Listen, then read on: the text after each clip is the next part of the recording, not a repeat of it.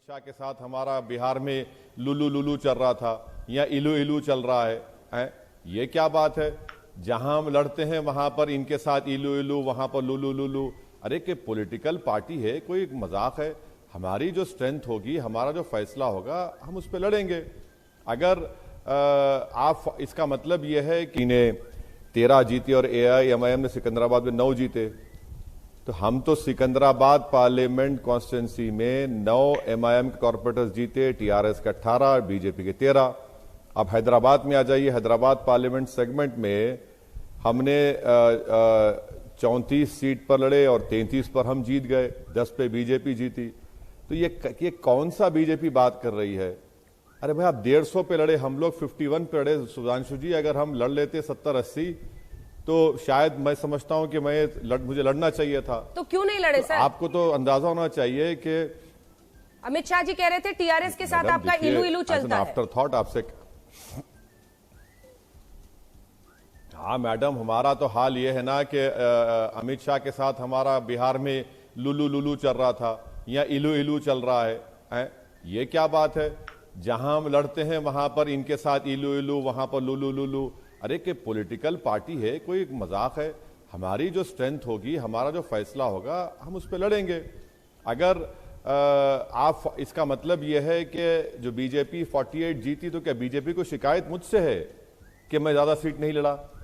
तो ये बताना चाहिए। और बीजेपी को 15% वोट, तो उनको उसमें 35 में तो सिर्फ TDP और कांग्रेस का वोट है।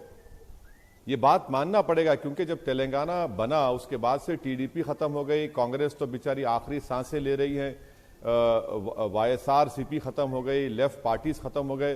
तो एक वैक्यूम था जिसको बीजेपी ने फिल किया। वो बात बिल्कुल सही है। तो 35 में तो 15% तो वोट उनका TDP का और कांग्रेस का है। उसमें वैक्यूम फिल किया सर, या आपने पोलराइजेशन के लिए ऐसी पिच दे दी कि इन्होंने अच्छी बैटिंग कर दी और सारा नुकसान हो गया TRS का?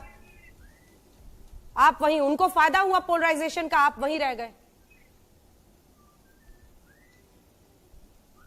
मैडम देखिए, अगर आप जो बात कह रहे हैं सच है, तो ये बड़ी बदबख्ती की बात है कि बीजेपी ने हिंदू मुस्लिम करके ये इलेक्शन जीता है। मेरा मानना यह है कि म्युनिसिपल इलेक्शन में बीजेपी ने पुराने शहर के ताल्लुक से कहा था कि इसको हम सर्जिकल स्ट्राइक करेंगे, आप वहाँ पर कुछ नहीं कर सके, डेमोक्रेटिक स्ट्राइक उल्टा आप पर पड़ गया। बीजेपी ने यूपी के मुख्यमंत्री को बुलाया, जिस वार्ड में वहाँ पर 3 वार्ड पर MIM ने कामयाबी हासिल की।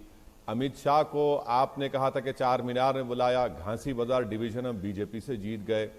तो ये बात समझने की ज़रूरत है कि यकीनन TRS को अपना इंट्रोस्पेक्शन करना पड़ेगा, और मुझे यकीन है कि KCR बड़े लीडर हैं, सगेशियस लीडर हैं, वो इंट्रोस्पेक्शन करेंगे। मगर बहुत ज्यादा आप लोग क्रेडिट दे रहे हैं बीजेपी को। 150 सीट लड़े हैं, 150 में 48 पर जीते हैं, और ये एक वक्तिया कामयाबी है। मैं आपको इसलिए कह रहा हूं मैडम कि निजामाबाद म्युनिसिपल कॉर्पोरेशन, जहां पे बीजेपी का MP है, वहां पर बीजेपी का मेयर डिप्टी मेयर नहीं है। 10 महीने पहले इलेक्शन हुआ। करीमनगर म्युनिसिपल कॉर्पोरेशन, बीजेपी का प्रेसिडेंट है, तेलंगाना का MP है, वहां पर बीजेपी का मेयर डिप्टी मेयर नहीं है। तो ये एक वैक्यूम क्रिएट हुआ, और यकीनन हमको लगता है कि ये एक वक्तिया कामयाबी है। ज्यादा बीजेपी ख्वाब देखना छोड़ दें। ये हैदराबाद एक कॉस्मोपॉलिटन सिटी है, तेलंगाना मेनलैंड में तेलंगाना की एक रीजनल फीलिंग है, और बीजेपी एक नेशनल पार्टी आकर रीजनल फीलिंग का असेंबली में मुकाबला करेगी तो ठीक है, देख लेंगे वो भी क्या होता है आगे जाके 2023 में। यूं ही ख्वाब सजा लिए 2023 के सुधांशु जी?